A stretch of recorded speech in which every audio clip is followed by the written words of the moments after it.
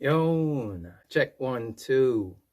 My name is Rez Toledo, and you're listening to the Rezbt-S Podcast. Welcome back to this new episode of the podcast show. I am a recording sort of addict growing up, and you know this already. I'm doing just my usual spiel of continuity for this intro part. And I do wish that you are listening on a good mood just as much as I am making this podcast on a great mood this Sunday afternoon.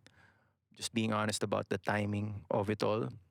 I am recording real time, long format style recording from my home studio, which was a legit recording studio back in the couple of years ago. And I'm recently converting it into a podcasting station for myself because I have been getting into this trap that is the podcasts industry, introducing this to a wide range of audiences. So if you do like this kind of content, hit the share or like buttons or post it or tell your friends that you are sort of getting into this as a early adapter. I usually talk with my scientific mind, record my thoughts long format in a sort of magical way. It's kind of like, that guy in Avatar na stuck siya sa ibang planeta, having sort of this avatar body, as a scientist. And whenever he comes out of that, kailangan niya mag-record ng thoughts. Podcast is just like that. They're really sort of started as scientific logs talking about anything, everything under the sun, keeping it sort of positive and also not just about morals and not just about laurels, not just about achievements, but also sometimes current events, new thoughts. Not that, alam mo yun, I really support sort of like LOA kind of stuff. I'm more of really into. Sometimes I talk about narcissism as an artist, but these days I find it in myself to teach sort of a little bit about secrets of speaking English, secrets of speaking base Tagalog, and I do welcome you to this show back. And as I struggle here and practice my tongue, though I'm doing this very much impromptu with a little bit of notes, a little bit of repeat continuity, sort of pasintabi, mga aside. I do want to remind my listeners, or if you're listening still to the show, that I'm still doing my monologic series, which is like a 40 episode stretch that of me doing monologues and writing and practicing automatic writing and really recording and listening to my own voice and at the same time being visually available on this platform that you're seeing. But para sa mga first time or new early adapters of this industry, of this tech, of this art form rather, of this discipline, kunyari, ang pinaka-tips ko dyan is huwag ka masyado mag-focus on the visual because wala naman talaga nangyayari on the visual side. On the audio side, however, it goes really fast and really slow sometimes depending on how I want to talk about things. And then when I really focus on my voice, like right now, I'm sort of closing my eyes a bit and uh, behaving like I do wanna dig in deeper into myself. I'm sort of saying that my desire is to be a welcome role model for you as a listener and also maybe eventually as your own podcast show or I've talked about this in the previous podcasts. There are now over 70 podcasts on the Res BTS podcast show. And of course, I always want to um, start with gratitude and also sometimes end with gratitude. But yeah, let's get right down to it. I thought of like talking about the phrase, yung kataga na sinasabi ng konting tao lang in my life that I've met. Yung kataga na come as you are. Come as you are meaning pag yung pagkadating mo, kung ano ka na, ganun ka na. E di sinasabi mong ganun ka na, eto na ako eh. Alam mo yun, eto na tayo. Eto na tayo, yun, alam mo yun, that's that line. Eto na tayo, then come as you are. Then you are, it is to remind you how welcoming or how open these spaces are. One of the techniques is just really when you are experiencing this art form or yung paggawa ng mga content sa ganitong paraan, even though I do also struggle a bit with creating content, since I have done almost 10,000 hours of music recording, music writing back in my day, um, it's much easier for me to record long format, and it's every time that I do it, I still get criticized and baffled by why I do it, how come I can do it this way. Um, ang technique lang talaga is to really keep at it, and because of great practice and this feeling of yung responsibilidad ko na ipagpatuloy para sa mga konting-konting tao na nakikinig. Konti pa lang ngayon, but I have been, to be honest, guys, girls, men, I have been getting some activity ever since I've been doing podcasting. It has become a transformational platform for me. And if you are attracted to those words, I invite you to really criticize even my content or even me, like as a host, so that when it is time for you to give feedback or create sort of an interaction between you and me, you and I, when we get to chat, when we get to, alam mo yun, magkabangga tayo sa plaza that is the social media sphere, then we have something to talk about. At least hindi yung parang nagkatitigan lang tayo, nagkagulatan lang tayo. Tapos immediately we go like crazy about what we think we know. But alam mo yun, obviously we have to talk about things. Um, so yeah, I always introduce myself during the intro. And I try to not hype it as much. And coming back yun nga to coming as you are, yun na yun, ikaw na to. Or yung saying ba na yun, na coming as you are, just come as you are, like if you this content isn't for you just yet, if you have nahihirapan ka pa sa pag-intindi ng long form content, or hindi ka talaga yung maaralin, or you're kind of on the fence about academics, yung parang pinag-uusapan nga ng mga bagong pag-iisip ngayon, no, so not new thought, rather parang really progressive deep history now, that historicity now, na parang hindi na natin kailangan ng 'di ba, ng masyadong education para lang makinig lang naman, 'di ba? Ang more of dosage talaga yung usapan ngayon, and patagalan, pagalingan. And I'm all about that also as a person, as a someone who trains people into doing new things. And if you're into that, just the technique is to just keep the content in the background and literally do other things while listening. Or you could totally focus and be in the moment of being part of that content creation, because that's how we learn. Iba-iba yung processes natin of learning, iba-iba yung ways natin of ingesting content. Baka may hinahanap ka na pwede kong mapag-usapan, sabihin mo lang sa akin, or baka may hinahanap ka na alam mo naman na dito mo na rin mahanap. Tapos you are trying to improve your Tagalog because na-realize mo na baka magka-boss ka na Tagalog, or tatagalog kayo sa office, tatagalog kayo sa bahay, sa pamilya. Whenever you call people up, parang napapansin mo na Tagalog talaga yung mga tao, or Tagalog yung mga business people, yung mga marurunong magsalita. And then unless that you understand the way that I express in this show the base Tagalog theory of everything, and what the theory of everything is, and having an open mind for the scientific approach to that, meaning that kung wala ka pa masyadong interest sa siyensya, wala ka pa interest masyado sa data gathering and like postulating new things, and really working with the best to be able to come up with something that is worthy of speech, worthy of salita, worthy of laway. Ayoko naman kasi na nagsasayang ako ng laway. Ayoko naman kasi na hindi ako masyadong napapakinggan. Although napapakinggan na ako, sabi nga sa akin ng mga tao recently na malapit sa akin, one of course the open sort of secrets of podcasting is you have to let everyone know in your clan, in your immediate vicinity, in your town, in your village, that you are doing podcasts, so that they know that you are creating a station, a frequency na tuloy-tuloy magbo-broadcast, diba? And nakikita natin to sa maraming tao, nag-Zoom sila para makapag-usap, although there's much criticism there because wala ka naman talagang natutunan sa Zoom. It's just like a banter of things.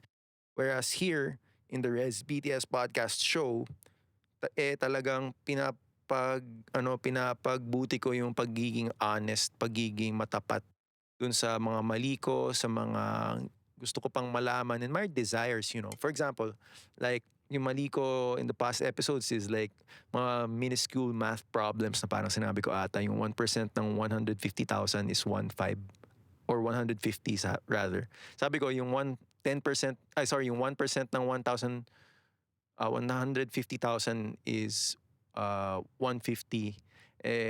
Ang 1% pala is 1.5, 'di ba? 1.5 times 1,000 is 150,000, 'di ba?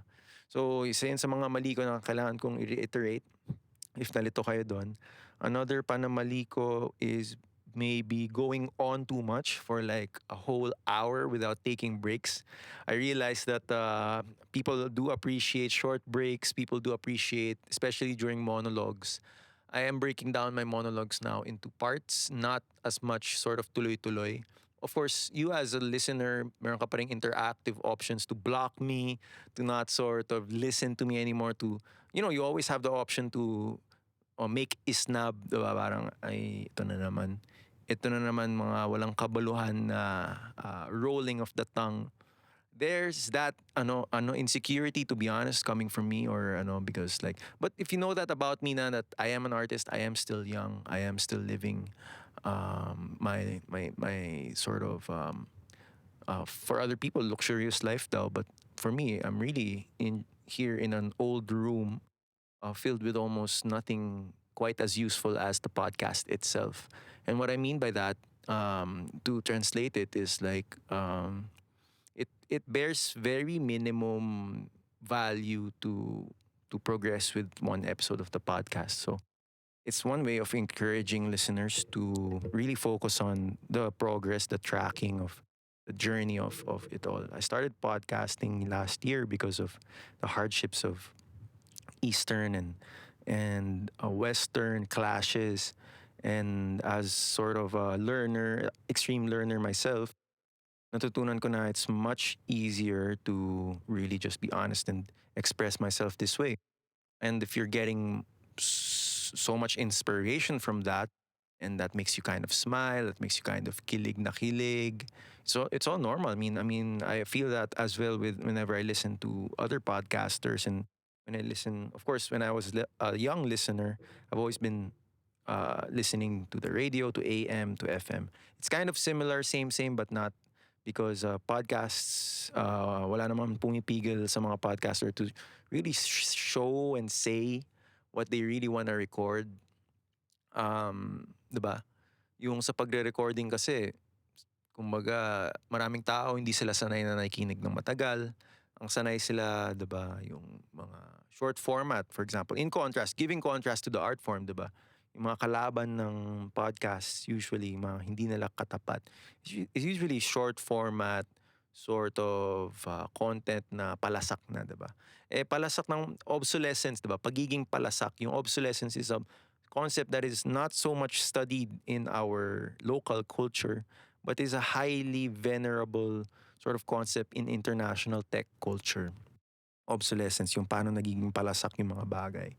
So if you are getting onto that drift, this is the part that I'm saying that this is also my way para to maintain my freshness, to maintain the sharpness of the mind, to maintain what I've learned and to sort of process it myself. um what kind of what kind of living situation am I also in, so that you may be able to relate, most of the time I don't talk during the day. Konti lang nakakausap ko unless we are eating in the family. Yun lang yung time na may kausap talaga ako. I don't do as much Zoom calls this year. Although I've done my Zoom calls for the business on the side. We've done that already para to prepare ourselves for the later on the year. I've talked to, the usual people that I talk to. I've sent my signals. All this to really enjoy my place in the podcasting space, to really solidify what I really want to do. And syempre, I start off like this because marami pa rin akong paligoy-ligoy. I'm not a perfect person, you know. I still do hesitate. Kailangan ko pa rin i-warm up yung sarili ko sa mga gusto kong sabihin. So this is me coming as I am, diba? I come as I am. You come as you are as a listener, perhaps, and enjoy just the ramble of things that are going on in my head. Eh, di ba, uso ngayon sa Filipino yung crazy ways Filipino do this, crazy ways Tagalog do that. And if you're in the setting that is here in Manila, Manila-based, di ba, it's much more serious, you know. It looks more happy when people do it. Other Tagalog speakers do it in other countries. You know, maraming nagtatagalog sa ibang bansa, and it's such a trend now to really make this movement to make Tagalog sort of an international voice, diba? And yung upping of that, yung plus one namin dun is to really say that base Tagalog theory postulates that English words are now part of the Tagalog way of saying things. So, ang ibig sabihin nun na kung nagtatagalog ka at kaya mo nang i-combine to sa litid nung pag-i-English, then the postulate sort of wants to say that we are now understanding as base Tagalog what the sciences of English, the philosophies of English worlds, the other effects and other, you know, parang solidarity effects, diba, of, diba, yung tatawag kong Tagalog solidarity na, diba, for example na lang, diba, coming back a bit to Black Lives Matter, when that happened in 2020, at the peak of it, diba, diba, we sort of resonated with that as sort of an oppressed sort of nation as well. But that's just as a nation, as a race kind of thing. I'm not so much into that because I don't read a lot of parang mga issues and tabloid style kind of headlines. This show is more for criticism of language building, internal tropes, and meaning the arcs, yung storya, yung overarching long game na epekto ng pagiging part of the world as a digital native. Para mas himay-himayin pa yon, para mas mapadali, so that more people could jump into the discussion, you know, or more people, or more, as you listen more, diba, parang mas natututunan mo na, although it is hard to gulp, to accept. This is why we mix it a bit with a lot of other Western and Eastern old philosophies in order to maisulat natin ng maayos. So I do write a lot, um, and I encourage listeners to also write. You know, also write to sort of, when you are almost always triggered, imagine yourself as a teacher also writing down some notes and putting even some lines in there, and icons and plus minuses and science equations, diba? And diba? Because yun nga, we are mathematical beings. We are humans that are capable of math, graphs. Pag nag-iisip tayo, nakikita natin yung trend sa utak natin. Hindi naman na tayo parang monkey, sort of monkey-monkeying. Minsan, we are sort of nagpapaka-humble na ako tayo sa pakikinig lang, di ba? If, you know, I didn't mind starting with a rant, but like, of course, anything that is new is hard to accept, and anything that, diba, parang to my defense, anything that is not understandable, dalawa nga lang yung epekto nito, is dalawa lang yung talagang pwedeng maging reaction, is either awe or angst. And if you're still stuck in those two, maybe it's time for you to check on yourself or to check on your environment why this happens like that. Diba? Yung parang bakit a lot of people are stuck in expressing awe and angst, diba? Maybe they haven't found a balance, or maybe they haven't found something that is worthwhile holding on to. Wala pa tayong mahanap na masyadong mga bagay na napanghahawakan natin, because nga even at the top level of government, at the top level of so-called leadership, is nagkadulas-dulasan na eh, diba? Parang napadulas yung mga tao, and like, it's been a hard sort of journey to get back up on your feet, to sort of, although I am medyo ano na ako sa ganito eh, allergic na ako sa ganitong terminology, yung normalization, diba? Yung as fast as you can, you should be able to normalize into your new world position. So I help a lot. I guess my desire is to help a lot with that, as a post celebrity. Diba? Parang as an influential person, and I'm showing you really a simple setup here for podcast. There's a recorder, there's a mic, I have my monitoring on. It's important to realize that people are able to do this because they are, creators of podcasts, listeners, recording experts are be able to do this just obviously because they are also monitoring themselves. I am being able to do this because I am monitoring and I constantly monitor the not just the listeners of this podcast, but as sort of like parang practice lang din of being a food dog of knowledge, the keeper of knowledge, protector of secrets kind of vibe. Yun, tinabantayan ko yung mga kakilala ko or mga nagpapakilala sa akin online. And I'm sure at the same time, ganun din naman yung ginagawa ng nyo for me. And that kind of like platonic sort of love is what I'm all about most of the time because I'm a lover of men. Philanthropist. I have that philanthropic mind, anything that I could give, anything that I could give, anything that I could share. It feels good to be generous like that. And I've been trained in the arts of doing that, of course. Feeding, sharing. And gaano ka pa, even though, alam mo yun, a lot of people would say that this is such bullshit, this is such a waste, right? Ano pa rin eh, I'm still, I do also think about that, pero most of the time, I still realize that um, at the very basic level of things, to be generous is to live a happy life. To be generous is to create a good environment na at the end of the day, kung hindi ko naman pinoproblema yung sarili ko, I would rather, create something that could be of value to someone who is listening out there. And exactly this, that I think you should be listening to this podcast, subscribe, and save it really. Save it for later, save it baka ma-realize mo na, just to end this segment a bit, baka ma-realize mo na it's better to have something, diba?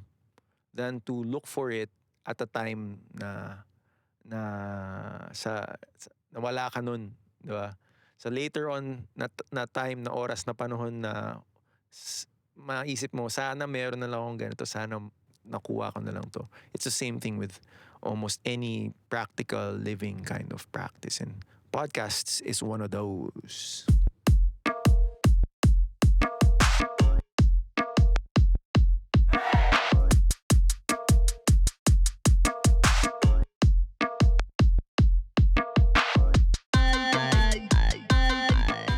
Hey guys, this is Rez. I want to invite you formally to a group.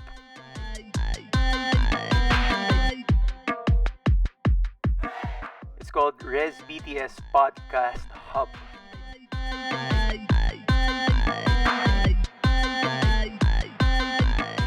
Search for it on Facebook and join anytime.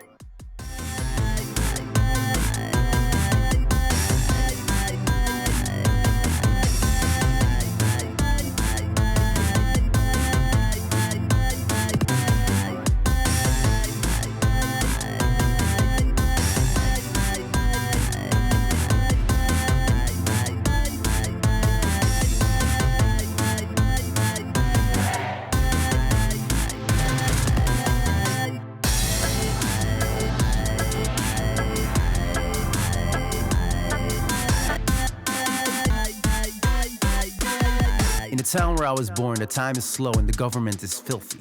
And the people's sense of music sucked. It's because they thought what other people did was always better and healthy. They never really cared much for what was new and what was savvy.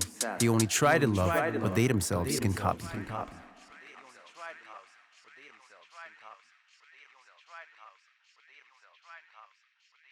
All right, welcome back. My name is Rez, and I am recording my podcast here in Future Studio. In the previous segment, I talked about what I feel about listeners and podcasting and making podcasts in general and how I have been in my journey so far. It's been okay. I would like to add to saying that although I am also still young at this, I'm still new at this, I'm only at episode 70 something and just doing my monologic series right now. My main focus in contrast to the previous segment na I talk about podcasting, listeners, and logistics of being able to do it, expertise. I do always say na madali lang naman as long as you know the parts you could prepare for it, diba? I feel that a lot of my listeners or friends or people who I consider my contemporaries, parang nafe-feel ko na ano you do kind of want to prepare for it because you realize if you're a tech user, you do want to kind of prepare for it, diba? Na parang at least in 3 years or 5 years, kahit anong mangyari, if you still have a podcast, you could still do something, you know? You could still do something very fun. You could still find enjoyment like I do sa pagsasalita. And makikita mo naman to sa lahat ng mga broadcasters, sa mga podcasters, recordists na kakagawa lang nila nung parang content creation lalo na sa audio-based recording is just really the happiness that no, not na happiness nga, the joy and the spectrum of emotions that mix with it sometimes. You know, I say sorry a lot because minsan I get emotional on the podcast. I really want to say something. And then, di ako nakakapagturo ng maayos, diba? Nagiging parang dramatics, nagiging parang drama-based. But, you know, developing the base Tagalog theory has nothing been short of a gift for me because not right now that I'm writing a lot of or writing for myself a lot of short notes on nonfiction and fiction. I do want to be able to use the base Tagalog theory of everything to create sort of a unification ng ideas ng East and West at first. And I've already mentioned that the monologic series is an attempt to sort of get to the core of the smallest sort of particles, the smallest sort of elements of what it means to be base Tagalog or use base Tagalog. Sa kultura kasi natin, yung pagiging Filipino, base Tagalog, Ilocano, Cebuano, or any other dialect, it's almost always attached to the land, to the land that you live in. Because we know this, and even though it was Emil Choran that woke us up to this. If you play Metal Gear, the game, right? Na yung language yung tinitirahan, hindi yung nation, hindi yung land talaga. Hindi talaga yung lupa. Mismong kahit makikita mo naman sa history na kahit naman mag-immigrate ka sa iba, maging OFW ka in our own context or just to just immigrate to another state, for my US listeners, diba? Even to just immigrate to another state, if you could feel that the language of this state or the accent of this state sounds different and has different sort of profundities attached as supposed to uh, new land that you are in, parang it's almost like you're speaking different languages, right? So meaning that language is also progressive. Uh, Humans, even with our math and all these parang jargon, patawa, pa hindi, pa smile. I am smiling on the feed right now, definitely. Just being cool about it, just being like nice about it. Pero you're starting to realize na daming kulang, diba? Daming kulang, bro. Na daming kulang sa pagsasalita. Parang, kasi nga, especially in the Filipino Manila setting, diba? Na parang, daming Chinese dito, daming Hapon din, daming India, Middle Eastern blood. Halo-halo talaga. It's a hodgepodge. It's a big city. And sometimes we fail to realize that, it's a big world, like Quezon City is almost as big as Singapore. And then Metro Manila is almost as big as um, probably, it's a big city is what I mean, diba? Historically, nakapunta dito yung mga Western wizards more than 100 years ago, and they really predicted na magko-flock maraming tao sa Manila because may bay, merong magagandang plains, merong mga magagandang bundok area that are very protective of residential stuff. All this information, we sort of nasasagap natin to paunti-unti, and then sa pagkasagap nun, habang tumatanda tayo, they make sense, They make sense, and yung meaning nun, yung di natin minsan ma-record eh. Dapat yung ibig sabihin ng mga bagay-bagay, especially when things come to the formulae of A plus B equals C. Dapat yung C doon, talagang at least yun, yung resulta nun, yung talagang nai-re-record natin na hindi nai-re-record as in na isisiwalat, but just keep it there, put it on the books, diba? So to speak, and if we don't develop that habit growing up, we're gonna be we're not gonna acquire the scientific mind. We're not gonna acquire the logic of being able to progress from A to B to B to C. Diba? That's basic teaching of logic na if things add up, then you could assign variables to them. And that's just all English jargon, to be honest. Sa Tagalog, parang kasi, ang nangyari kasi sa Tagalog, lalo na if you're not exposed to a lot of speakers, yung mga not exposed to a lot of people who can break this down for you, the concept of logic, the concept of progression.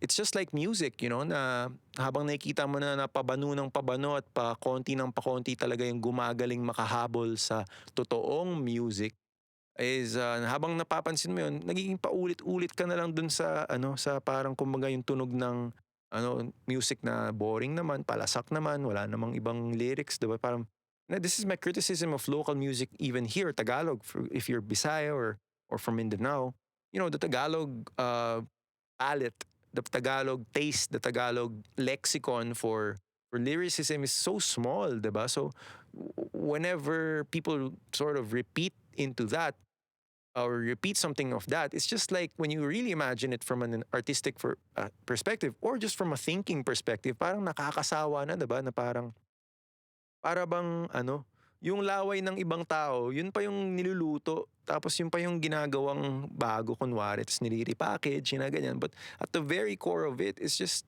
is it really worth sort of exploring, diba? Those things are those really worth exploring pa rin at right now when there's more challenges that we could explore sa ibang sections of history, sections of 'di ba bukas na yung internet eh. Parang ganun sasabi ko lagi.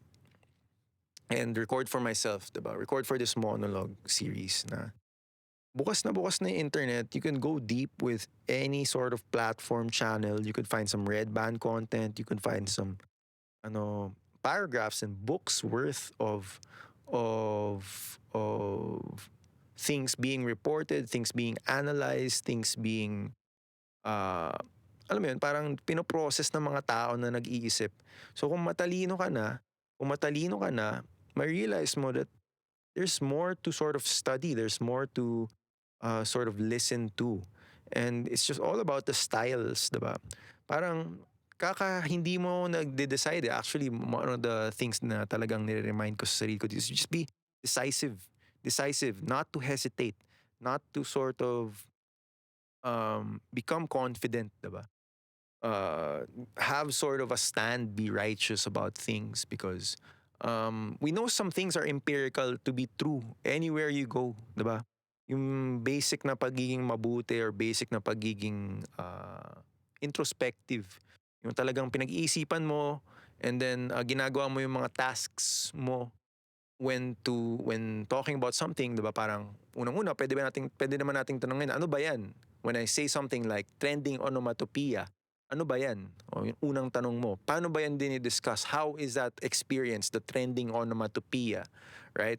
And then why is that worth speaking about or why is that worth sort of talking about in my podcast? Why is that worth being part of this monologic series, 'di ba? Trending onomatopoeia. For example, bakit? Because things are trending. Matulin na nga yung trend eh. Every other 3 days, it's like almost we woke up to another world, right? Especially when things are going on in other countries and we have to sort of block our way in terms of understanding that, and we filter out the ways na it will affect us in a current state. Kasi kung di naman tayo apektado in a current state, kung di naman natin kilala yung mga nagpapakalat ng mga ganong impormasyon, wala tayong pakialam. But then you realize, wala kang pakialam, sinasabi mo, ano ba, bakit wala ka bang pakialam? Is it because you're smarter than that? Sabihin mo, diba? We express that. Wala tayong pakialam. We have apathy because we are luxurious, we are rich. Alam mo yun, because I am just a farmer, wala naman akong pakialam sa ganyang issue because, alam mo yun, I'm just a farmer. I'm just like a student pa lang, diba? Student pa lang ako eh.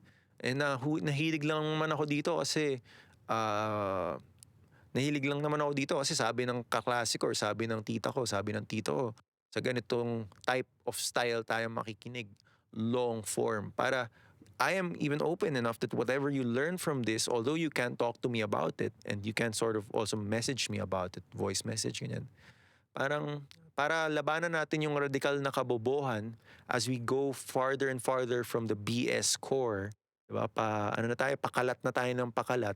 At least sana patalino naman tayo ng patalino because things are not getting better. Things are not getting simpler. Most of the time, we are automatically exposed to internet, Facebook, Twitter, and these are complex, mature platforms by now, 'di ba? We've been experiencing social media for more than 10 years, almost a decade now, and I think it's high time to think about kung ano yung stance mo about that. Is it something that you could live in as a digital native? Meron ka bang nakikitang identity mo being part of that? Are you a consumer or are you a producer? Are you sort of trapped in consumption? Parang, are you gorging up all these things as you swipe up and down? Are you really absorbing all these things? And if you are, diba, where's the result of that absorption? Where's the result of that process? Nasaan yung parang propensity, yung natural state of being able to say na naintindihan ko to ganito lang naman to, ganito lang ganito. Yung pagka-process nun, whenever you process things, then it becomes more valuable. Para mas ipasa mo sa katabi mo, mas natututunan niya just with a few keywords, kahit naman Chinese kayo just with a few keywords, matalino ka na, sabi mo, ito yung sasabi ko ngayon, no? Do you have something else that could support it or break it down more for me? So that yung pinong-pinong resulta ng mga ganitong pagkain, content na iniisip, ginagamit, is magkaroon ng kabuluhan at least for the day. At least for the day, yung ganun. At least dahil sama-sama tayo dito ngayon sa space na to, sa digital content, 'di ba? Parang and in the sense that kahit ano naman ginagawa mo right now while listening, you may be jogging. I get a lot of that, parang I've seen a lot of my listeners and ex-listeners and sort of really close even friends na pag nagsasalita na or naririnig na nila ako live, nagpapawis na sila or talagang napapaisip na sila. Even in my own family, parang we kind of really sort of scour. Parang kumbaga, I'm doing the right now, some animalistic sort of scavenging motion gesture with my arms. Kind of scour for the next thing to talk about, 'di ba? Parang if you want it continuous that way, if for example, may boyfriend ka, may girlfriend ka, na talagang madaldal, matatas. Tapos talagang meron siyang laban dun sa usapan na ganyan. Hindi siya nagpapatalo basta-basta. Meron siyang sariling information niya na pwede siyang i-share or pwede niyang, you know, then it's that understanding, that realization, I think is just means that you're on your way to sort of exploring the what we call the dark web of information. Parang yung intellectual dark web or red pill or alam mo yun, the matrix of it. Parang ganyan lang yan 'di ba? Kumbaga, it's a lot of things to intake because one, it's still technology, it's still com-sci kind of stuff. And even though, just to add a little bit of myself into it, even though I do like plants, I do appreciate plantito stuff now. I'm still stuck on my technology sort of world. I'm still here, really even just struggling to look at the camera, try to keep my eyes sort of aligned with where the camera hole is because sometimes it looks stupid when, alam mo yun, yung mga pag may kausap ka at di mo naman talaga matingnan sa mata. It kind of like everything about the human sort of communication, gestures, different meanings. Parang sasabi ko marami nga akong kapatid, 'di ba? So, sabi ko sa isa kong kapatid recently na, "Ba't ganyan yung itsura mo pag sinasalita mo yung mga ganitong bagay? Sa tingin mo ba bagay yung ganitong mukha, yung maasim na mukha sa ganyang pagsasalita sa sinasabi mo?" Tapos parang ang tanong ko sa kanya, yung mukha ba na ganyan is dahil ba iniisip mo yung ganitong bagay? So, for example, for you, for your family members, for your loved ones, kinda and simple lang naman yung pinag-uusapan ko, 'di ba?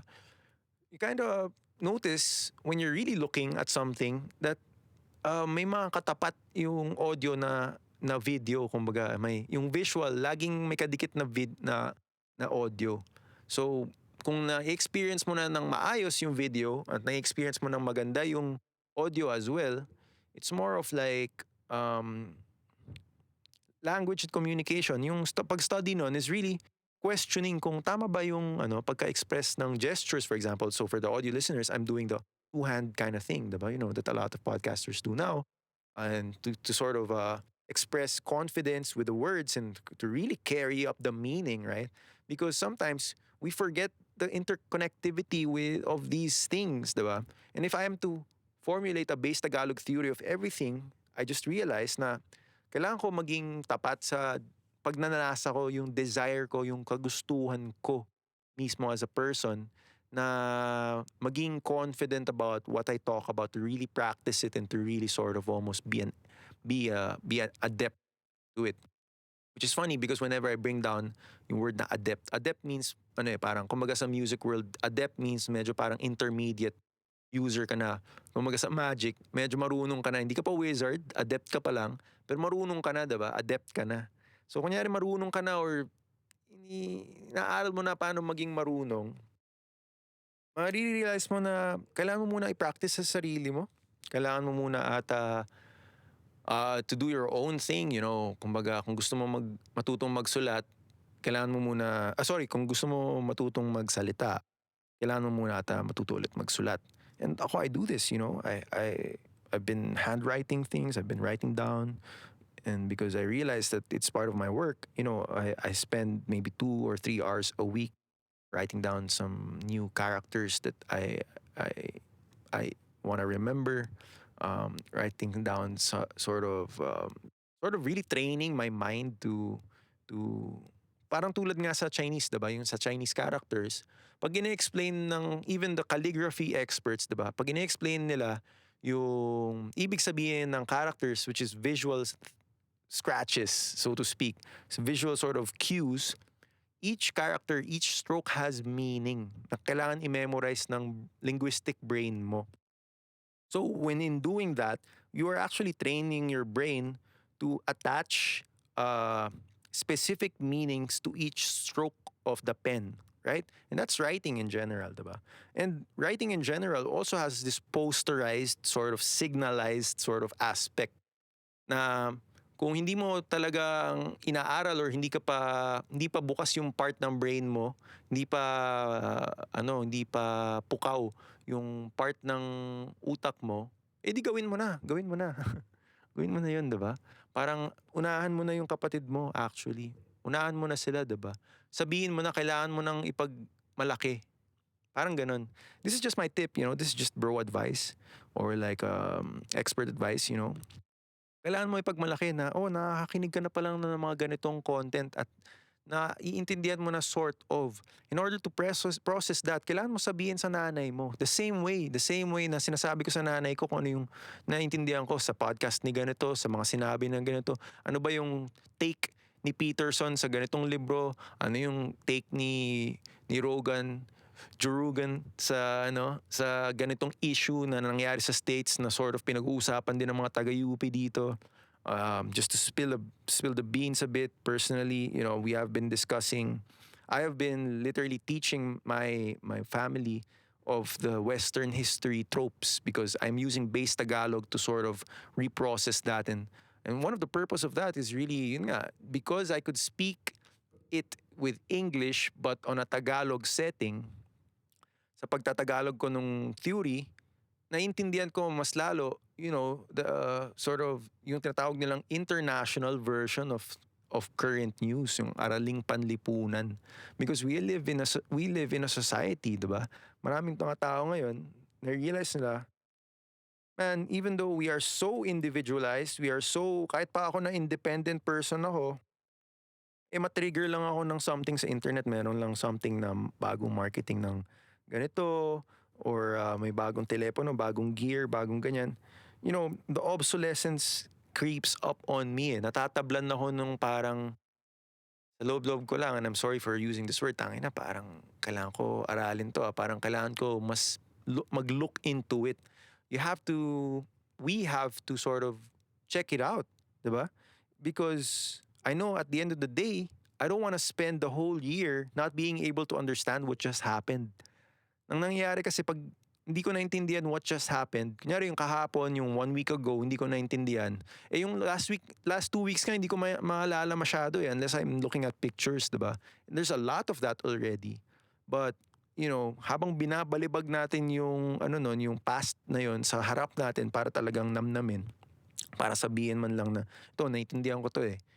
Ito yung tinatawag nilang space, 'di ba? Bakit binibili na ng mga mayayaman yung space, 'di ba? Bakit tayo apektado na may na nagpapalit yung order ng mga pinakamayayaman na tao sa mundo? Kasi yun yung world news yun eh. World news yun, and it's the reason why maybe you are listening to this podcast, because on a base Tagalog setting, I'm able to translate that for you, or I'm able to put that, as long as you can, as long as you can just understand that the base Tagalog theory of everything postulates that Tagalog sounds this way already. This is why a lot of Tagalog speakers use a lot of English words, diba? And it's a trap all its on its own, because kind of what I'm really saying is, kailangan talaga meron tayong mastery of the English language na. The English language na, which is a type 1 civilization language. Word, vomit and all. Word, world, and all. Yung mga salita na to, kung hindi natin panghahawakan, wala tayong panghahawakan sa mga salita na to, whenever makakausap tayo ng foreigner or someone who wants to just express a new thing in English, hindi natin matatranslate, kasi ang alam natin sa Tagalog lang is sinigang, baboy. Alam mo yun? Meron namang mas malalim pa na mga salita sa Tagalog na pwede mong gamitin, ipagtagpi-tagpi dun sa ibang language. And really, what I really want to express here is the desire, my internal desire as sort of a leader in thought, leader in opinion, to to maitapat using the Shinto angular approach, maitapat yung lengguwahe natin dun sa pagiging type 1. Pagiging type 1 language, type 1 civilization language ng English, 'di ba? Na kung may type 1 civilization language na English, at least kung hindi man lang, maging literal na type 1 yung pagbe-base Tagalog, at least maging 0.9, maging man lang, 0.999 man lang of what English could be. And this postulate sort of is the start, the intro of what it means to speak based Tagalog.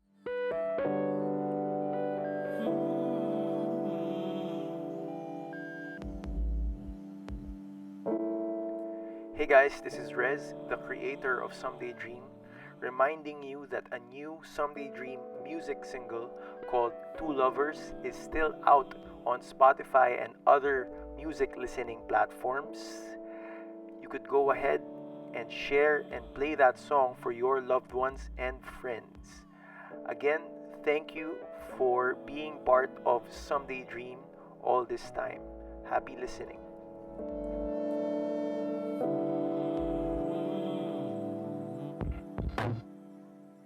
Muli na bang napatukso ng matingin sa'yo? Mali na bang mawalay ang mundo sa totoo? Muli nga bang bumabalik pag-ibig na husto? Naghahanap ng oras na mapalapit sa'yo. Huwag nang mag-alala, hindi na to tungkol sa masaya. Again, thank you for being part of Someday Dream all this time. Happy listening.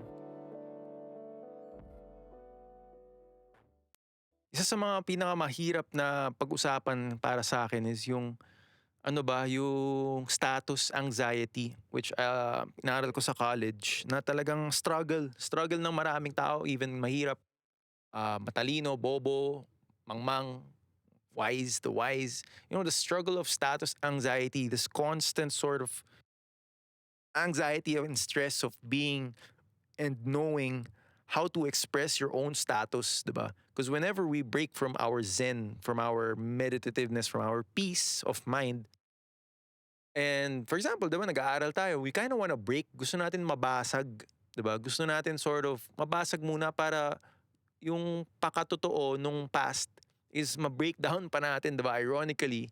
Tapos bubuuin natin, we kind of wanna be experts na sa pagbuo, diba? Na parang kunyari, na, para sabihin mo na na-master mo na yung isang game, kailangan mo muna malaman yung bawat stage, bawat end game, bawat intro, ganyan. Parang sa Marvel, diba, kilala mo bawat heroes, kailan ba naging kakampi si ganito, kailan siya naging kalaban.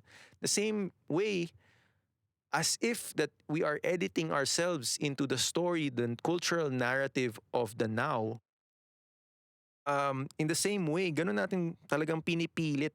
Ganun ko mismong pinipilit na maintindihan yung pagtatagalog.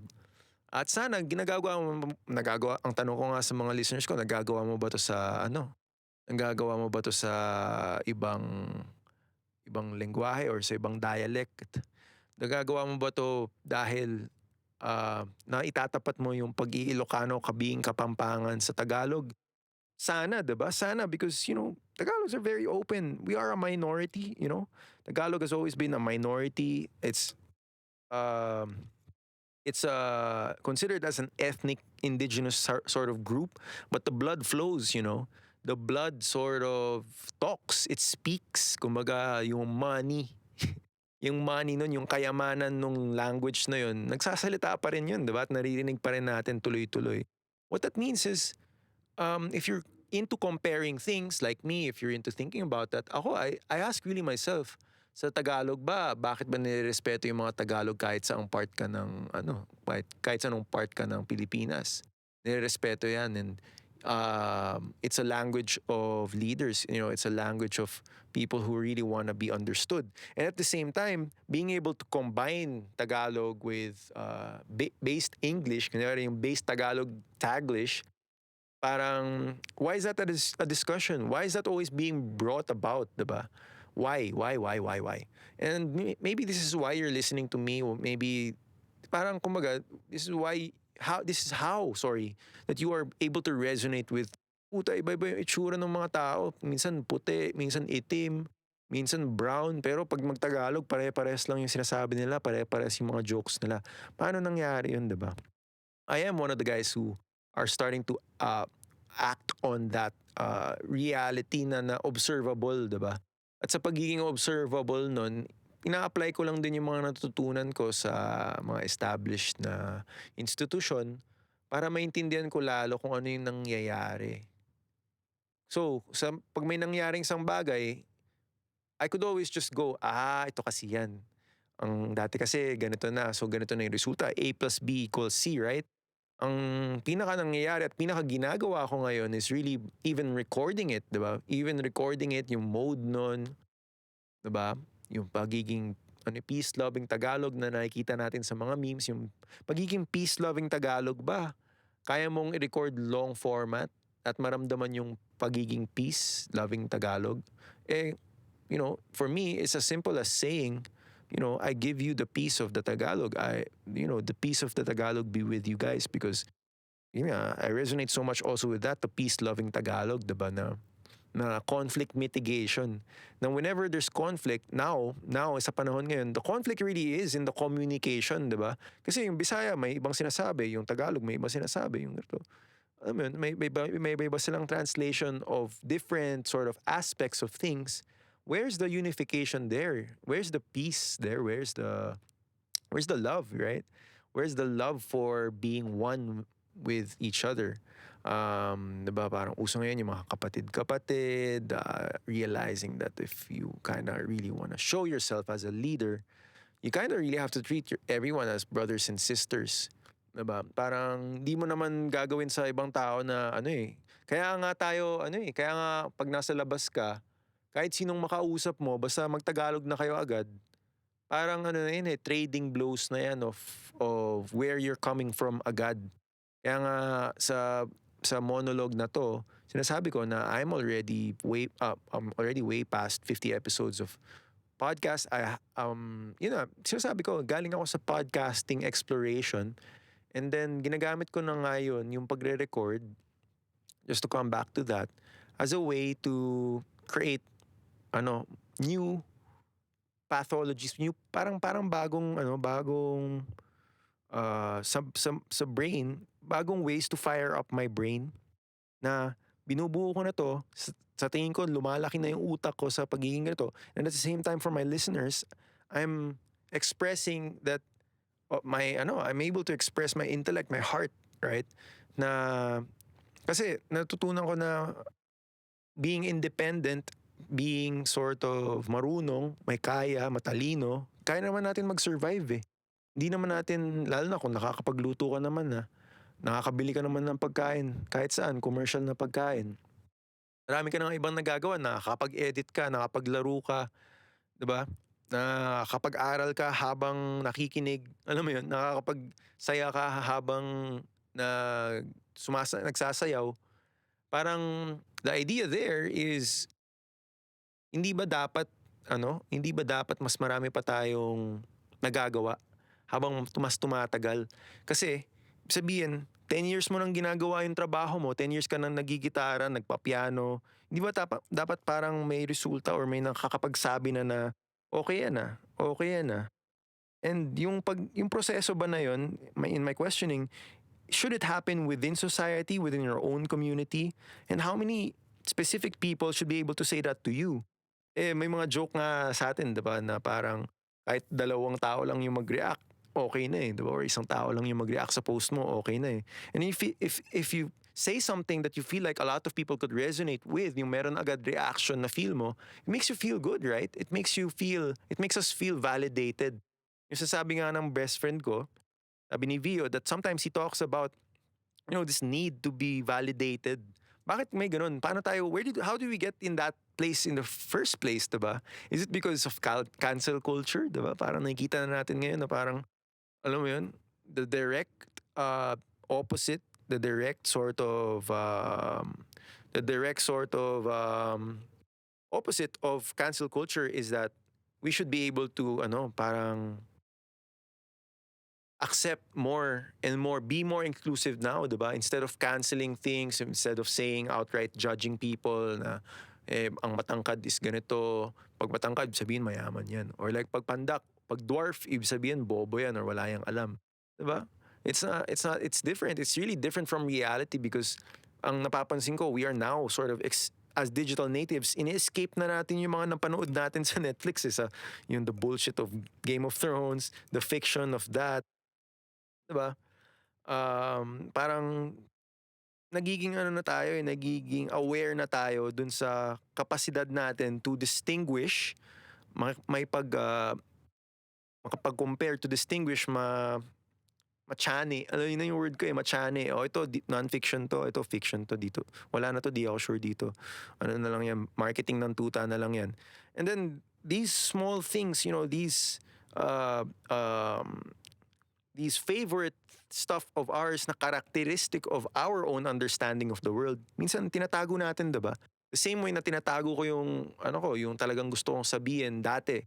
But nowadays I record it for everyone to hear, for my listeners to feel, and for the listeners of this podcast, and also for, para maintindihan lalo ng mga, even in my other projects, 'di ba, mayroon akong other projects, maintindihan nila lalo, kaya ganyan yung kalidad ng gawa niya, content niya sa ibang industriya, is because in the backside, in the BTS of things, ganito siya magtrabaho, ganito ka. And I'm not talking about myself, it's because I also see this in other people. The very few times that I get to hang out or interview, or talagang matimbog ko yung, alam niyo ba yung word na yun? Matimbog ko yung mga kaibigan ko, talagang yun lang ang pinag-usapan namin. Ng mga lalaki, pinag-usapan minsan work. Work on work. How do you work on that? Ano yung proseso mo? Ano yung ginagawa mo? Tapos ano yung sinasabi ng asawa mo sa'yo pag ganyan ka magtrabaho? How does she feel? How does your family feel when you do this or do that? Because I understand that as experts of something, there's some sort of suffering there eh. May difficulty doon na, kunyari, ginagawa mo na yun ng 10 taon na, meron ka ng title sa pagiging ganun. It's like, how are you even normal, diba? If you've been doing that same thing for the past decade or so, are you even normal to your own family or to your own crowd, diba? It's this propensity of people na maging parang influencers on their own. And I don't say that as a negative thing. That's actually a very good thing, diba? Very, very learned and very sort of accepting that every person could be influential. Every person could be so inspirational to each one. And it creates this sort of balanced unit na community. Sometimes, pag nakinig ka na gano'n, uy, puta, ganda ng pagka-English mo niyan, chong, diba? Pero sa totoo, diba, sa Tagalog, gano'n ang sinasabi, sama-sama tayo sa, sama tayo sa paggawa nung ganitong progressive thinking. Sa pag-iisip pa nga lang, ginagawa na yun, diba? So, yung isinasa puso natin, dapat, kung hindi tayo masyadong nangloloko ng mga tao, kung hindi tayo masyadong nagpapakyut na, kung hindi na tayo masyadong parang seryoso na, di ba? Kumbaga, sabi ko lang naman, we exert or get stuck in so much effort to dig. Minsan nagiging parang chichirya na lang yung ano mo, yung pag-intake mo ng content. Hindi ka na marunong kumain ng steak, 'di ba? Hindi ka makakain ng parang entrees, 'di ba? Yung talagang main course. At parang sinisip mo pa minsan, even me, nahihiya ako sa content, alam mo yun? Parang minsan dati ah pag ni-refer sa akin ng kaibigan ko na ganitong content about people in the music industry, diba, kunyari, I'm trying to exit the music world because nasawa na ako sa music. Mga kapatid ko, lagi na lang nasasabi, ganitong level ka kasi, naka-level mo si ganito, di ba, nakakulab mo si ganyan, you've done some concerts, kind of thing. That's not who I am anymore, di ba? That's not part of, hindi ko naman sa, inaalis yung kabuluhan nun. Of course, merong meaning yun dun sa mga listeners, diba, na parang they don't wanna give that up, na parang sana nandun na lang ako sa concert mo, yung kaklase ko nandyan, or diba, nung bata ako, napapanood kita sa ganyan, diba? It's that idolatry that you have to kind of really know that I am against, because at the end of the day, at the backside, I sleep on the floor, I water my plants, I feed dogs, I sort of walk around in chinelas, bumibili ako sa sari-sari store. At the end of the day, you have to be able to realize that any of your idols are still human. Any and this culture sa Tagalog kasi 'di ba parang gaya-gaya culture na parang porket kamukha mo or ka-tipo mo or ka-race mo yung ganyan, mukha kayo lahat Bicolano, pare-parehas na kayo. Pare-parehas kayo ng trope, pare-parehas kayo feel good. Some of us, we're really all about nitty-gritty shit. We're really all about, when it comes down to it, we have thoughts on drug culture. We have thoughts on alcoholism, right? We have thoughts on depression and when you're young, it's hard to yan yung mga nahihiya ka sa content at sa usapan na ganyan eh. Nahihiya ka sa content or usapan na ganyan because you don't know where to find it in your own way, in your own mind or in your own way. For you, sometimes, ang mangyari is like, lang yan, parang these things are too big for you, right?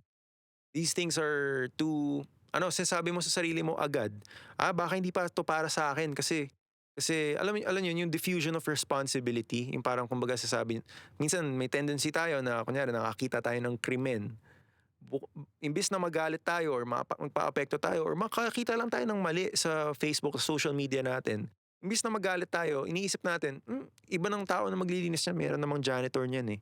Diba? May iba namang janitor na kumbaga, may ibang janitor naman na maglilinis niyan. Kahit malito, hindi ko na ko-commentan, hindi na ako magre-react to it. That sort of diffusion of responsibility is because we realize we're part of a society na marami namang ibang tao eh. Bakit ako pa? Ba't kailangan ako pa?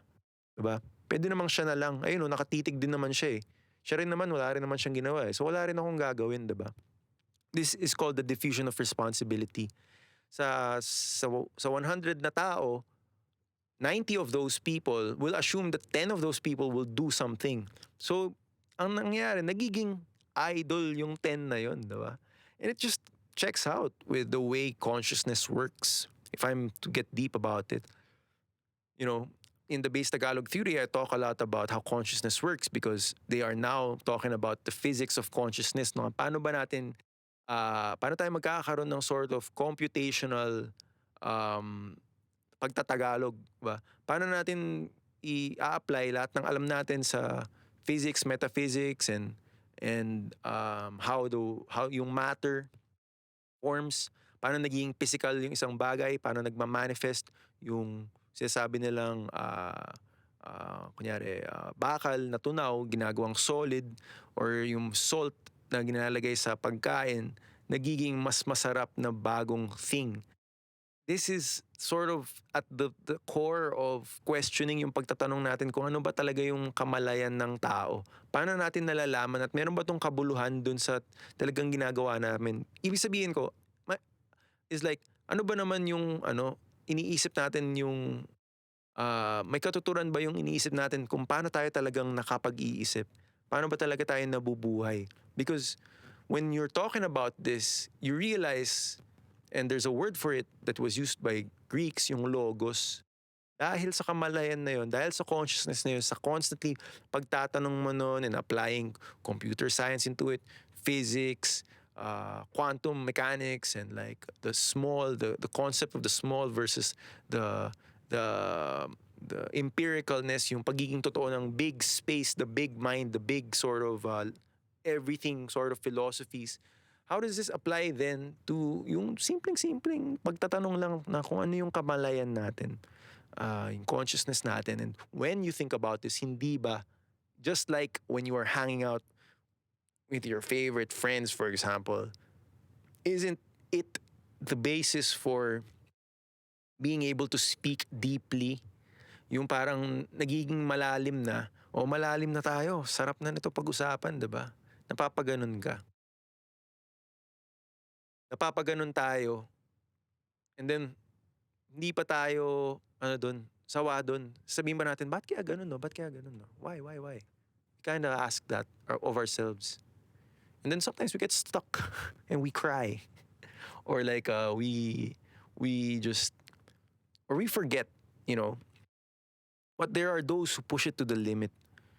You know, that's one of my greatest sort of self-discoveries, that there are those who push it to the limit nga talaga, na 2 out of the 8, if you want to compare really, and I'm giving you the advice here, 2 out of the 8 will really become more than all of the others, right? Why is that the nature of things, right? And then, if you know that in your heart, na I think kung alam mo naman na yun, hindi ba sasabihin mo sa sarili mo, sana ako yun. Sana in 5 years, maging ako yun, maging part ako nun, maging katulad ako nung mga yun na nag-aral, naging wise, hindi didn't spend so much time on sort of creating this sort of a weak state empire where people are just laughing, people are just sort of tagging people up, and really parang nagpapakamangmang, nagpapakaulol dun sa comment section ng ganito, diba? Of course it's funny, comedy is always part of that, diba? Parang yan parang inisip mo, parang ang yaman ko na, araw-araw na birthday ko na, yung totoong birthday ko 3 months from now pa. Pero sa tingin ko, dapat mag-prepare na ako for my birthday, right? Yung kaarawan, yung birthday ko, feeling ko ngayon, birthday ko ngayon kasi masaya ako eh, 'di ba? Pag masaya ako, ibig sabihin birthday ko. Ganun ba talaga 'yun? Ganun ba talaga how consciousness works? Porket ba masaya ka, birthday mo na. Diba? Porket ba may nakita kang masaya, inggit ka na agad, then kailangan din masaya ka na rin. Kailangan din meron ka na rin parang birthday ka na rin. Diba? When we think like that, I think that speaks of, and I read this from like an Egyptian proverb, decadence, yung failures of society. Decadence, man, is like na-expose na ng na-expose in a red pill kind of way, unti-unti na nating nakikita, damn, I think people are right in saying pasama na ng pasama because pa-expose na ng pa-expose, lumalabas na ng lumalabas yung one, decadence of human society, yung breakdown, you know. No one in their right minds, yung makaka-feel na bukas sa lumipas na panahon, yung makakaramdam nung tamang way na pag-judge, 'di ba? Tao lang tayo eh, 'di ba? Hindi natin malalaman yung tamang way na pag-judge ng mga nangyayaring ganito sa society. And it's not on our responsibility most of the time. Tao lang din tayo eh. Tao lang din ako eh. 'Di ba? Ikaw, bata ka pa nga eh. Or ikaw, alam mo, you just wanna enjoy your own job. You just wanna enjoy alam mo yun, 'di ba? So hindi mo to iisipin. Pero ang sinasabi ko is nangyayari to. This is a thing that happens that you have to prepare for. And although in the end, it won't make sense to you, 'di ba? May kita mo yan nangyayari yan. So we could talk about it. It's part of consciousness. It's part of being aware. It's part of being enlightened. It's part of being, base Tagalog for me. Dahil nga, inaaral ko yung paano to tatagalugin, paano i-apply yung ganitong English knowledge sa Tagalog way, Tagalog setting, sa Tagalog way. Diba? Na pag nalag ko na to, maintindihan ko lalo na pwede ko rin itong i-record one, itala, and then, sort of put it there, just put it there, you know? For me personally, and I want to share with you as a listener or to this monologue, or if you're reaching this, is that is peace. That is also a valid way of being enlightened.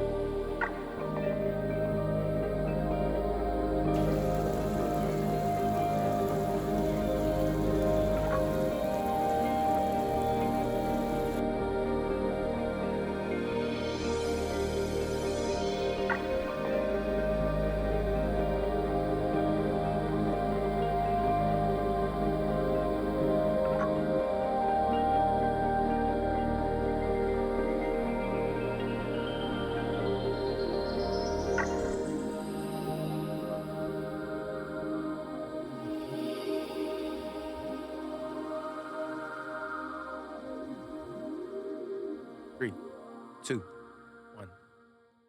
Welcome back. My name is Rez Toledo, and you're still listening to the Rezbt-S Podcast. Podcast is a long format sort of listening experience. I'm still doing my monologic series. Monologue is something that is spoken by one person talking about hopefully one logic, one mono thing. Diba? Mono means one, by the way, mono. I am now deep into asking myself of things, but in general, I think this episode or this string of yung series na to, yung mga segment na to, yung parte-parte na to, is a part of is an effort to lay down my desires for the content for the show, for the listeners, for my own sort of reference in the future. Kung ano yung talagang gusto kong mangyari. And I can't repeat it enough that I do want to make really a base Tagalog theory of everything that will ultimately result into sort of like a paper or a book or finding that just says, initially, and I have to point that out, yun nga, parang, I think, merong maraming theory of everything, but the base Tagalog theory might just be the thing that works for me, the thing that works for you, because I'm Manila based, I have this setting, diba? The struggle there is really having the confidence to share about it, or parang kasi matagal ko na to gusto sabihin eh. Parang ganun naman ako lagi eh. There's things that we think about na minsan kahit sa work, kahit sa office, or magte-train ka, meron kang iniisip, wala kang ginagawa. Parang habang nakikinig ka sa ibang tao or habang may kausap kang ibang tao, naisip mo na yung gusto mong talagang sabihin, diba? In the practice, that's really what's happening, right? That's really what is being enabled in us when we practice yung speech and recording. So meron talaga akong mga gustong sabihin na parang as I dig deeper, as you dig deeper as a listener to me, or when you're sort of, as you feel my struggle to sort of express it using the words that I have, yung pagkalimitado, sasabihin ko minsan, sa Tagalog naman, sobrang simple lang ng sasabi mo eh. O kaya, if hindi mo naintindihan, o sige, papakinggan ko na lang, pero hindi ko talaga lalong maintindihan. Diba? And that's why I break it down into pieces. I break it down into sort of what I know to be true, what I know to be scientific and empirical, na kahit saan ka pumunta, totoo. So I talked about a lot of the 80-20% rule, being honest, being sort of honest with where you're at, honest with how you understand things, and being sort of even embarrassed na medyo nakain na talaga ng pag-i-English yung pagtatagalog, because I recently remembered, and this is one of the things I've been sharing about, na sa engineering, there's this thing that we say that mismong tornilyo na nga lang hindi na po-produce sa Pilipinas. Tornilyo yung mga screws, wala tayong pinoproduce. Ayaw ko kung totoo pa rin to hanggang ngayon, pero wala tayong napoproduce na mga tornilyo, mga bakal-bakal na parts. Wala tayong ganun napoproduce sa Pilipinas. Everything is imported from either China or other parts of the world, right? So what we think we have or own is not actually produced here. It's not actually something that we could be totally proud of as sariling atin. And this triggers me a lot because, so bakit pa natin sinasabi yung Filipino is slogan hell? Diba? Bakit pala natin di nare-realize yun, diba? That Filipino language, which is the other knee, right? Because for me, the knee that works is base Tagalog, diba? Kasi nandun na yung pag-aaral eh. Ito na yung turn na nito eh. Turn na ng base Tagalog. So Filipino language, which I deemed as like Filipino slogan hell, yung ibig sabihin ko lang noon na yung Filipino language is like naging puro advertising na. Kung hindi mo maisulat sa ganito, hindi mo pa maintindihan. Kung hindi pa maging parang riot or maging parang advertising ng some sort of merong political connotation, di raw magiging language yun. And that's always been the trend in Filipino language formulation. It has to be like parang some sort of advertisement, some sort of commercial. And then you skip it now after 5 seconds, right? So hirap na hirap. Tama yun, di ba? Pinapahirapan natin yung mga advertising natin, di ba? Na mag-isip, yung sobrang mag-isip na ano ba yung tamang Filipino, pwedeng nating pang-trigger ng mga Filipino minds and like Filipino people. Kasi maraming parang, di ba, maraming genius ipis class, di ba? So wala naman tayo doon, wala naman ako doon talaga. I'm really my work is really on the base Tagalog theory. Because if I'm able to say that about the Filipino language, then anyone who's a fan of the Filipino language should be able to parang retaliate. But so far, there's no retaliation. There's been a consensus, I think, that hey, we're going. Even with my best friends, here you're onto something with that, diba? Parang nice one, Rez, because base Tagalog sounds good. My friend who is an engineer naman sa programming side, sabi niya na-trigger daw siya. It really snapped into him that when we say that Filipino is Tagalog based, and then now that we have formulating a new linguistic theory na sasabi ko na base Tagalog is different from Filipino. Base Tagalog is not Filipino, right? It's not. It's not.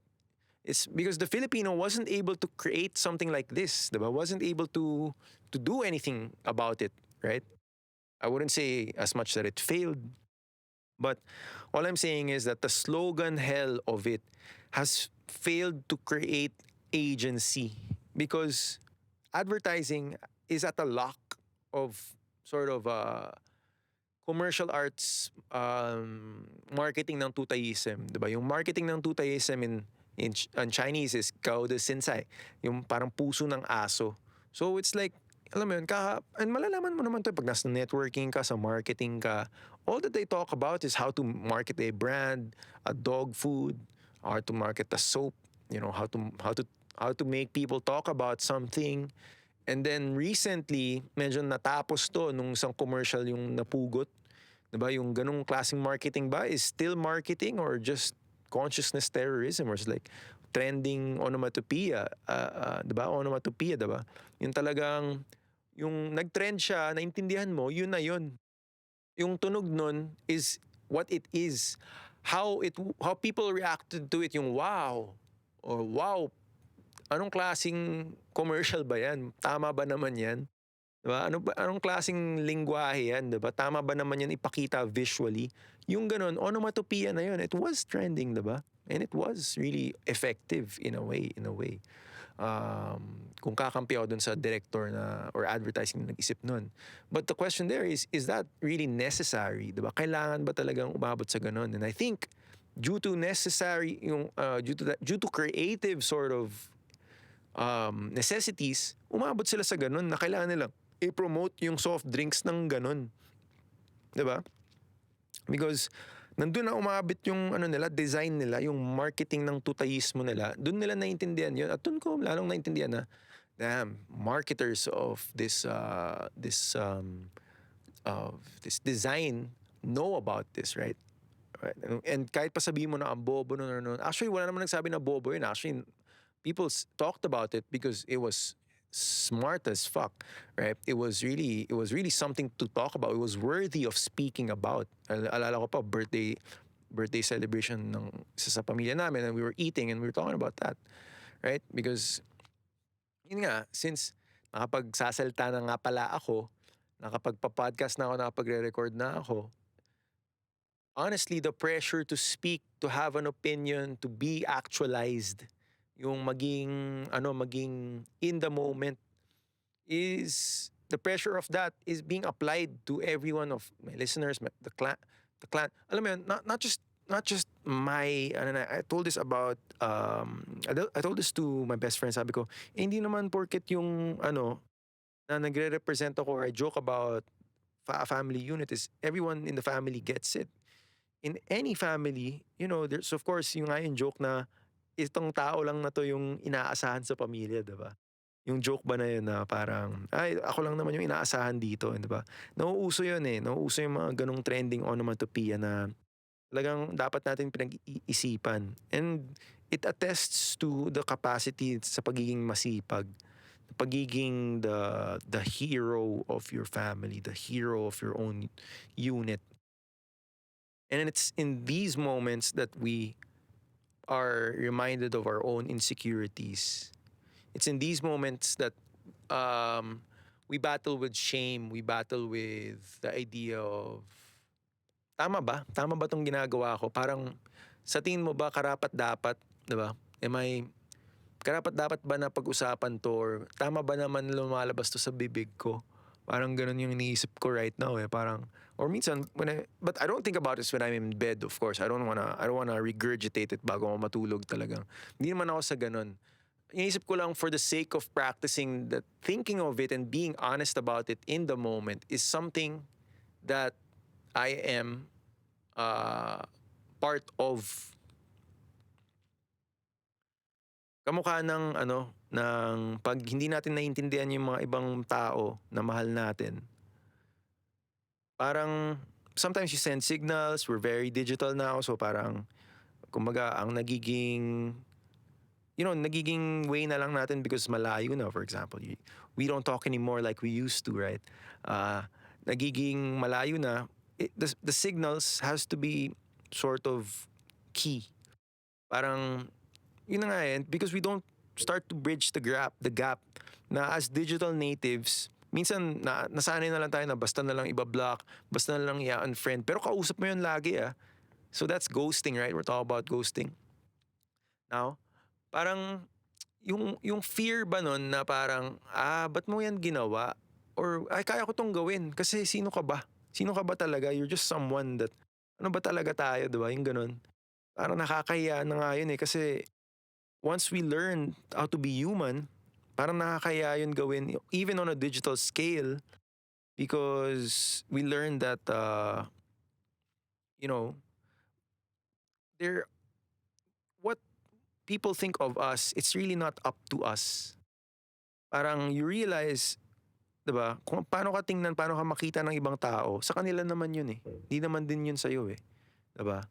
And in fact, even in in digital content creation, it's one of the things na kailangan maging focus ng focus ng usapin mo because how do you say this? When I create, for example, when you create, diba, as co-creators, when you create something, of course, iniisip mo kung anong sasabihin ng ibang tao. Of course, iisipin mo yung magiging reaction nila or kung pwede ba or bawal ba or sa anong paraan siya magiging impactful. Yung impact kasi malayo pa eh. 'Di ba? Pero sa ngayon na ginagawa mo yung content na binibigay mo or sa process of it, even if it's not your original content, you kind of wanna trust, and that's the keyword there, yung parang dapat may tiwala ka na at least magre-react yung sa kabila na maintindihan nila in their own way. 'Di ba? Wala ka na doon usually eh. Wala kang control doon, not sa wala ka na doon. Wala ka na doon is the apathetic way of saying it. Pero yung reality saying it is like, you have no control. Wala tayong control, di ba? Wala akong control na pag nag-podcast ako, hindi matutunugan ng mga kaibigan ko, ng mga kasama ko, di ba? Matutunugan nila, most likely. Di ba? And they will react in their own way. And I could sort of think about it in a sense na sa tingin ko parehas lang tayo ng iniisip, 'di ba? Matatalino naman tayo, 'di ba? Parehas lang tayo ng iniisip. So now we can establish now that like, okay, all smart people have this same sort of spirit, have the same sort of monologue that if you actually start listening and digging into whatever is being said by these types of people, kung ano man yung sasabi nila, then ako, ang label ko for it is content creation instructions, relaxation audio. Because for me, as an artist, na alam mo, marami na akong nagawa, and kailangan kong aminin ko sa sarili ko yun, di ba? Marami na talaga akong nagawa. And kaya nga ako nakakapagsalita ng ganito, marami na rin ako nasulat. Kaya nga ako talaga, nakapag-practice. Kaya nga dinala ko yung sarili ko sa practice of podcasting eh. Kasi handa na ako gawin yun. Anyway, di ba? Sa pag-iisip nun, I'm like, even though I'm ashamed of it, I'm outright saying that sometimes, damn man, I'm not really sure about this. But I feel like still doing it because at the end of the day, there's one person there, two people there na naririnig nila, and although they are impressed by it, most likely, or they are shy about it a little, or like thinking na, damn, paano ko ba sasabihin?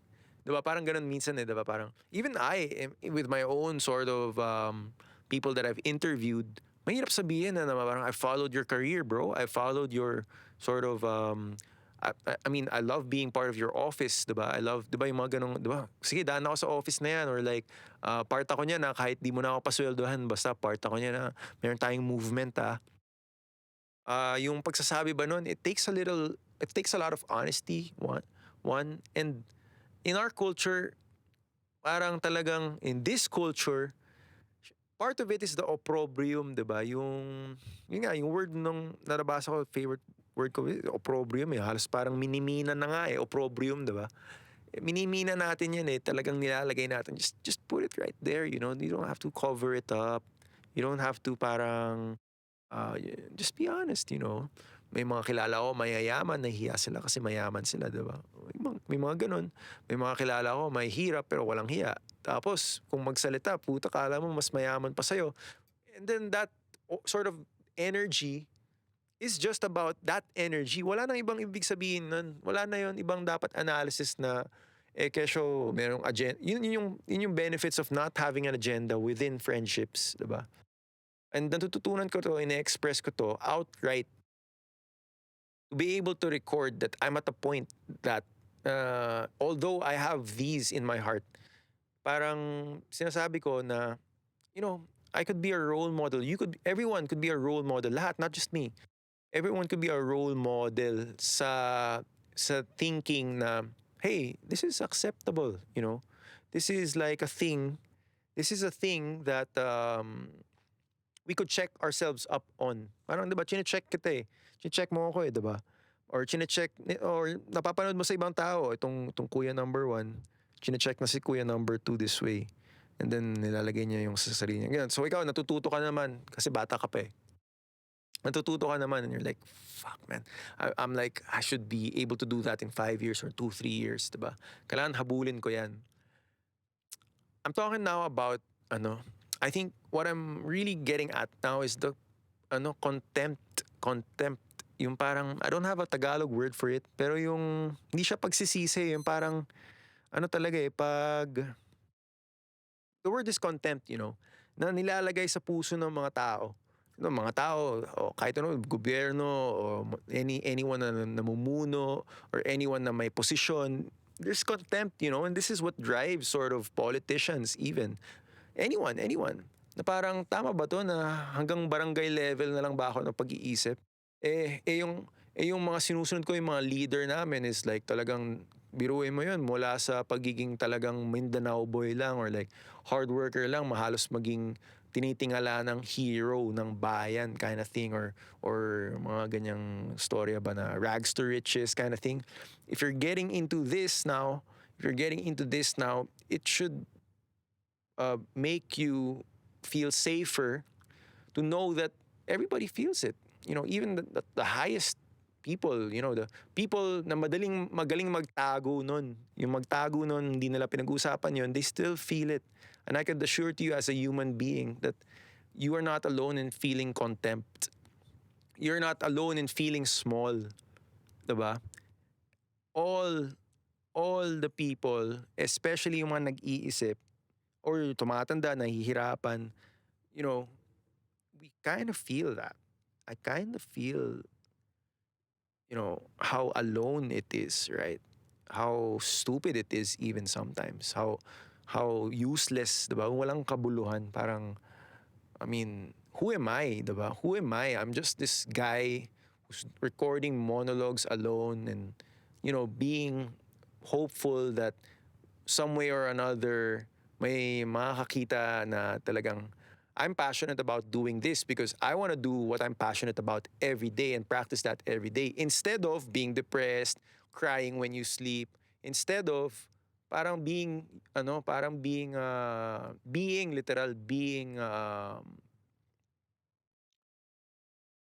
what's the word? You not useless eh, parang being uh, I'm at a loss for this. Yung parang, umaga sa Tagalog, walang katuturan. Yung parang, nothing makes sense. Yung parang, tinatamad ka na, yamot ka na, tapos, defeated ka na, defeatist ka na. Futile na yung existence mo. Wala nang meaning. Diba? I think I'm there now with my monologues. I think I very much understand what gives meaning in my life or what gives meaning to this work, this piece of not wag na life, lagi na lang life. Alam mo, what gives meaning to the the way I sound, the way people express. Diba parang kumbaga, if we're being positive about being like cute about it, you know, people express things in their own way. And we're just here to help other people na, hey, marami kang pwedeng gawin. Diba? Pwede kang mag-rant sa TikTok, pwede kang sumayaw and mag-rant, pwede kang maggawa ng sarili mong show, pwede kang mag-practice, pwede kang, marami. Tapos like, pwede mo na ipagtapat-tapat, you know, pwede mong ma-realize na, like other people that I know, you know, they're not just DJs, they're not just actors, they're not just engineers and teachers. At the same time, pinapakita ko sa nila, hey, man, I could see something in you. If you could develop this with me, with the right guidance and all,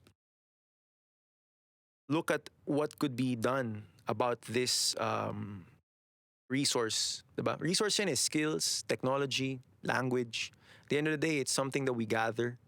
We kind of like appreciate, diba? Kasi may depreciation din yan eh. Nauubos din, nawawala rin. So I'm kind of there. I'm kind of there now. I'm kind of in that sort of, and it's not nation building though. It's not because I want to like, it's a state. It's a state. It's a personal state. It's like, it's a, you know, this is my base, right? So I really appreciate, of course, everyone to end who's been listening to the Rezbt-S podcast. As part of the video experience, you know, like it, share it. It's not something that sinasabi nila exclusive. No, it's really open. At the end of the day, you know, you could cut this up, try to redistribute it. It's free education, you know. Free education, no repercussion, no anything. Hanggat sa may natututunan ka, pwede mo gamitin. Diba? Hanggat sa nai-enjoy mo, pwede mo ikalat. Diba? Because there's nothing really there that's it's just a physical, it's a digital thing, not a physical thing at the end of the day. There's a lot more.